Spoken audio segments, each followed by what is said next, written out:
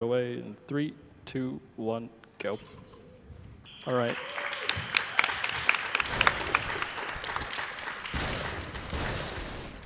So I'm Bullets. I'm gonna let the couch handle things for a little bit while I focus on the first few levels because they're a little bit difficult. All right. Do you want to do a quick roll call real quick? Yep, that'd be good. My name is Zik3. To my right. Nerd Squared. Chrono. Scrubwood. So just to talk a little bit about SUPERHOT. It's a first-person shooter puzzle game where time only moves when you do. So you notice in these few first levels, he's just going to be jumping around, killing all the enemies in the level. And the reason he's jumping so much is it kind of confuses the AI. They don't really understand the jumping arcs, and they aim in weird directions when you jump. It's also faster, too. So this is the first skip of the run. All we're going to be doing is after we clear out these last couple enemies, when you kill the last enemy, it flags that you finished the level, so you can quit out and re-enter by mashing enter. It skips a dialogue box and a little bit of a cutscene that happens after a few levels. So we'll be doing that intermittently through the run.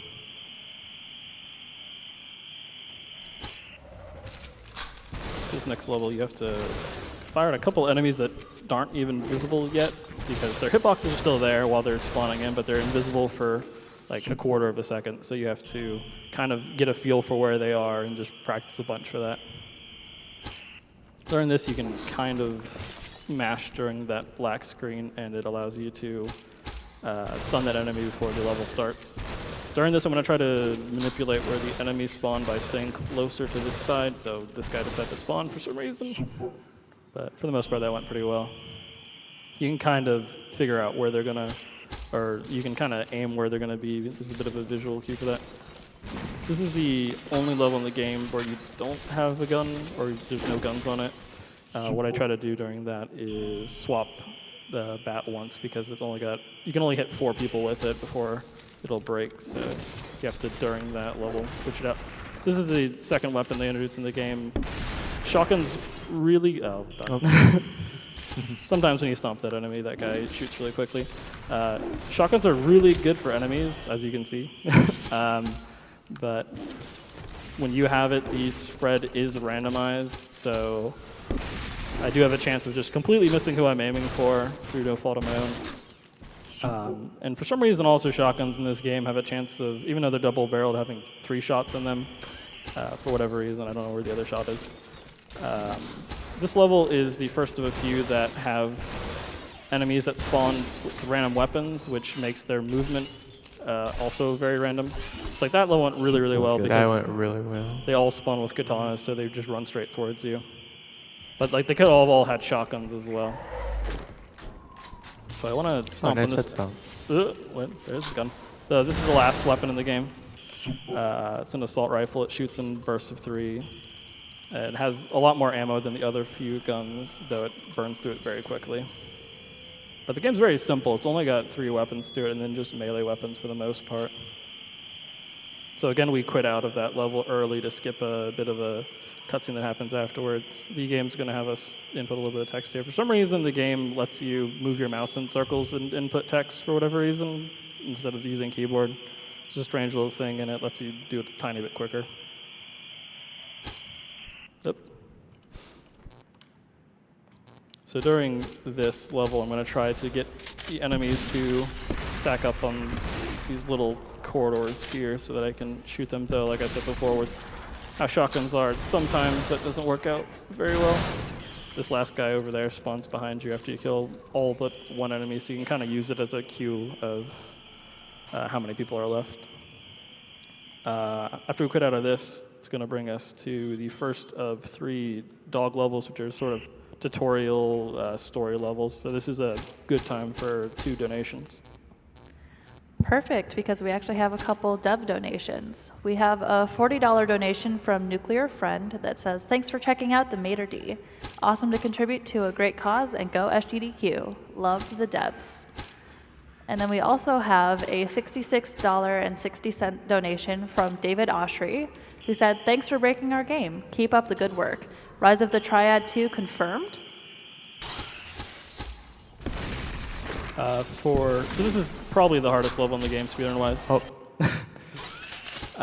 So you have to rely on the beginning on a shotgun, and like I said before, wow, that was weird. That guy fired right as he died, so he clipped me as I was going around that corner. So you have to shoot through this glass while there's text on your screen, which gets rid of your crosshair.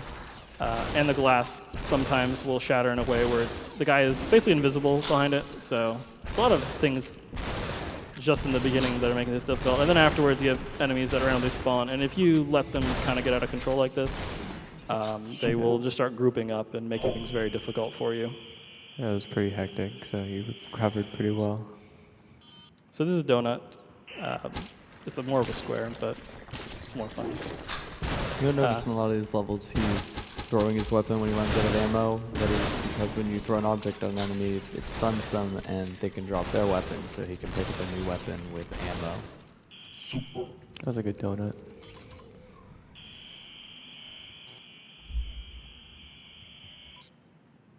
So afterwards we have the second of 3 dog levels. This one's a lot quicker than the other one. This is the only required death in the run.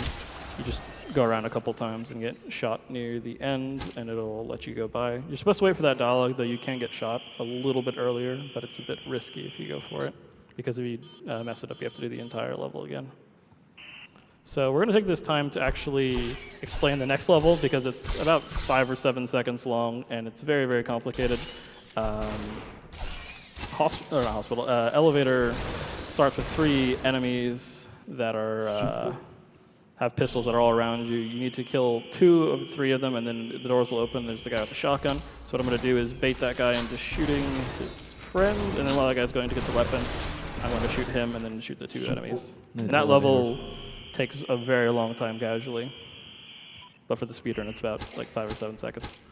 So this is the last dog level. Mostly all I'm doing during this is just mashing left click and escape. The screen's going to flash a little bit, so if you are sensitive to that sort of thing, I would say look away for 30 seconds, but this is a good time for like 3 donations. Okay, we have a $250 donation from Ian Boswell. SUPERHOT is the most innovative shooter I've played in years. We also have a $50 donation from Casper Rasmussen. Thank you, just thank you all. And we have a $50 donation from Abraham Lincoln. Wait, a Breath of the Wild speedrun? Shut up and take my rupees. So during this section, it's just, this is one of the only required text boxes in the game. It's basically you communicating with, the plot of the game is that it's a game within a game.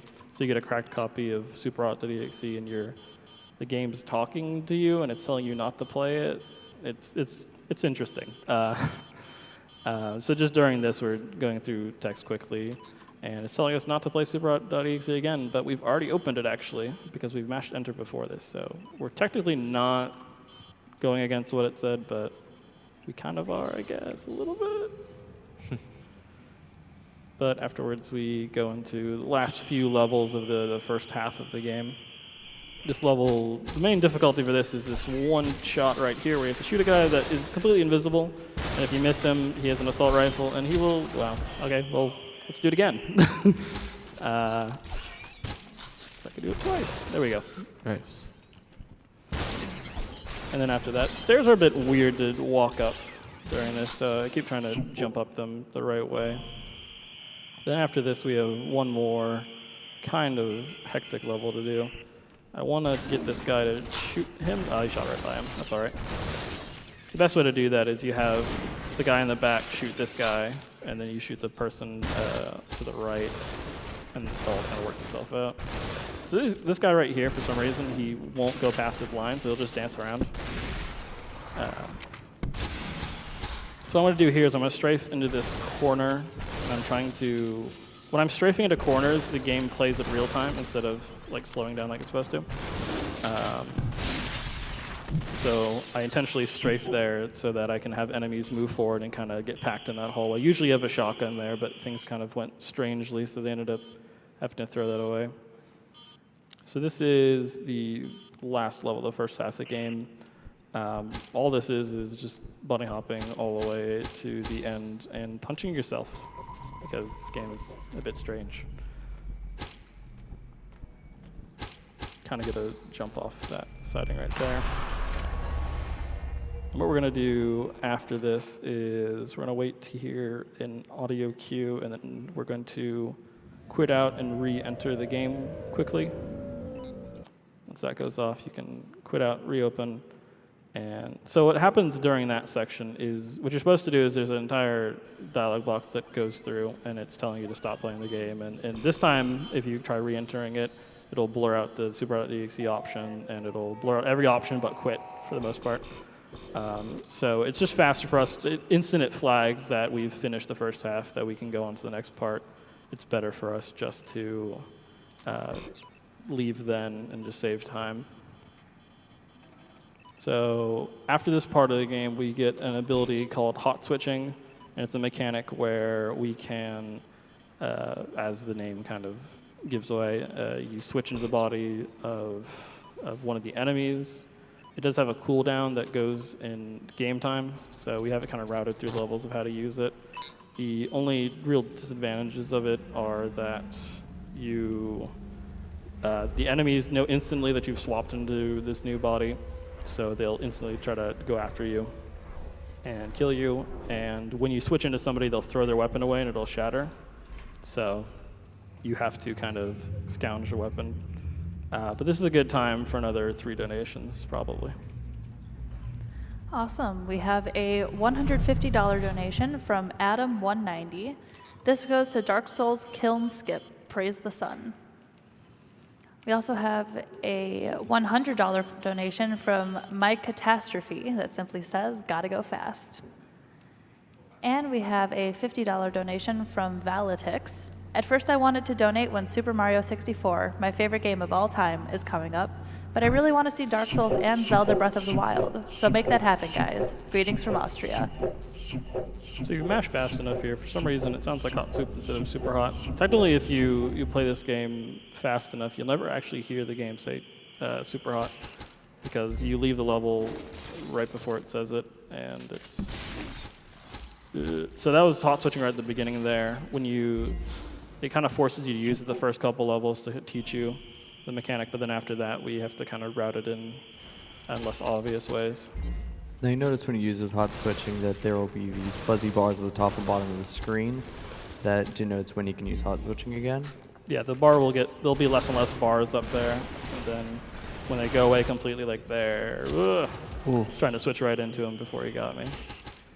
You just wanted to show us my favorite red morph suit guy again, huh? Yes, this is the only enemy in the game, for whatever reason, that has a shovel, so he's Shovel Knight. I don't know why, but anyways. So the next level is probably, so Elevator and Hospital from before are one of the top 3 hardest. This is probably the last of the 3 hardest levels, just because there's a lot of really tight corners around. You can turn a corner and like instantly die if you're not paying attention. That's not good. Ooh. They're moving a little bit strangely. Oh, yeah. It was nice of him to wait patiently there and watch me try to shoot everyone else before he killed me. So we just need to be very careful around that corner.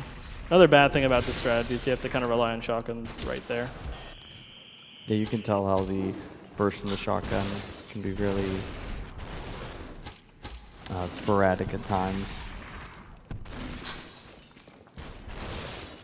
So I'm going to turn to the side there. Something I haven't mentioned yet is that your hitbox in this game tends to be very, very wide, but it's very thin as well. So if you turn to the side quickly when bullets are going towards you, there's a good chance you can actually avoid them.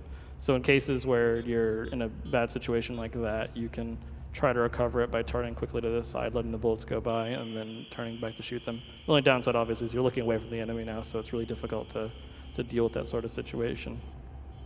So what's coming up now is, like I mentioned before, you throw away your weapon, or you throw away the enemy's weapon when you switch into them, but you can get around that by grabbing a throwable item and hitting them with it. And the instant it hits them, you can switch into them, and their weapon will actually be like floating like an inch away from their face, and then you can just grab it like that and use it, which is really good for that level because there's no weapons except for the ones the enemies have, so it's really difficult to just like run up and try to deal with them normally. And then we just use it again there, so we can shoot the guy in the front and switch to the guy in the back. You can actually shoot yourself if you shoot at someone and then switch into them, so you have to be a little bit careful with that so you don't panic. I've lost a couple runs to that. So what we have to do now is rely on more shotguns, because that's fun. So you can either have both these guys die or neither of them die. I think it missed all of them. Only one. Oh, sorry. Like I said before, the hitbox is very wide, so even though I was sitting behind cover there, it still ended up hitting me. Also, these enemies, for some reason, they have really weird hitboxes. Like there's almost like some invisible wall in front of them or something like that. So at some points, it's a little bit difficult to hit them in the back of the train. So we're getting near to the end part of the game. We have a difficult jump at the beginning of this level with this.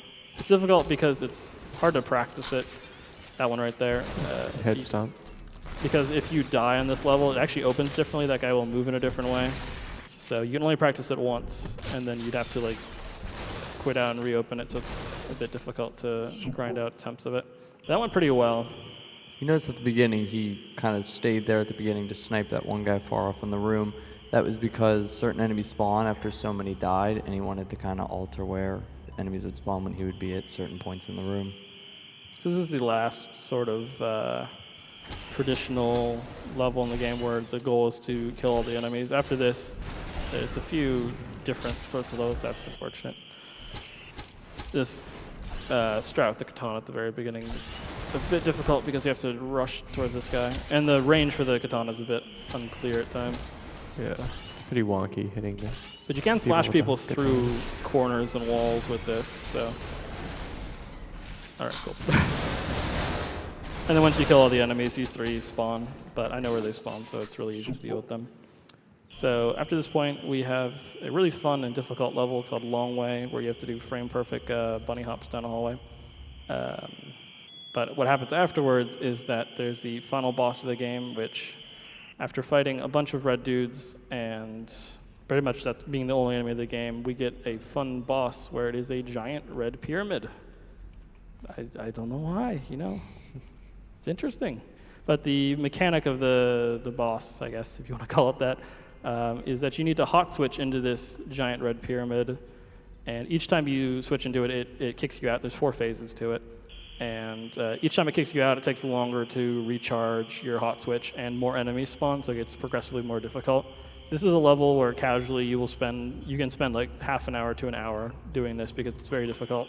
So in the speedrun, we do some interesting things to avoid some of the danger, though there's a few dangerous points where you have to navigate around like 5 or 6 enemies at the same time. So I'm just mashing enter to quickly clear that.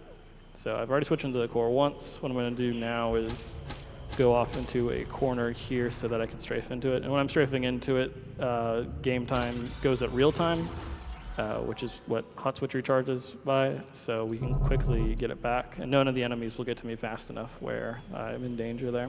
So this is the hardest phase. I need to jump on top of it, actually, and jump over top all of these enemies. And if you do it quick enough, they won't be able to shoot you. They're like, it's a bullet right here, they don't know what's that mean. I'm strafing into this left wall so that the game's actually going at real time. If you look at the enemies, they're not moving. But they're moving at real time at this point. So I go up there because it's safest. You're actually meant to go up there because there's a secret up there. But you can use it to make this level a lot easier than it normally would be. I just grab a wrench there because it lets me stun the enemy that spawns. That enemy can spawn with any range of weapons, so it's better just to grab that and hit him as you go by. But that is the last of the 4 phases. Afterwards, you become the giant red pyramid, and you get infinite hot switching. So whenever you look at somebody, you just switch instantly into them. But if you take too long to switch into somebody else afterwards, it'll send you back to it. So there is a 1 cycle where you don't stop moving. So it is challenging at times. So I have to avoid going to that guy because I want to jump across here. And that's the last one. Nice. Yep, got it. Nice job. So that's basically it for the run. At this point, I just want to shout out some of the SUPERHOT community members. Ellie, Loksu, I'm going to blank on people now. Disco, Rumbler, Hunter, Weasel, all the people in the SUPERHOT Discord. definitely I would recommend, if you've been watching this entire week and if you've seen runs, like if you've enjoyed watching this run, or if you've enjoyed watching any runs, I'd recommend looking and trying to pick up any sort of games and just giving them a go, because it's a lot of fun. Like I only started speedrunning just a year ago when I started watching GDQs, so definitely don't think that you can't just pick up a game. Just the community for any of the games, especially ours, we have a Discord in the our speedrun.com forums, so just everyone's really friendly and open to teaching you new stuff about any sort of run, so definitely don't hesitate trying to do that. Time's going to be in like about 5 seconds when I shoot. And time.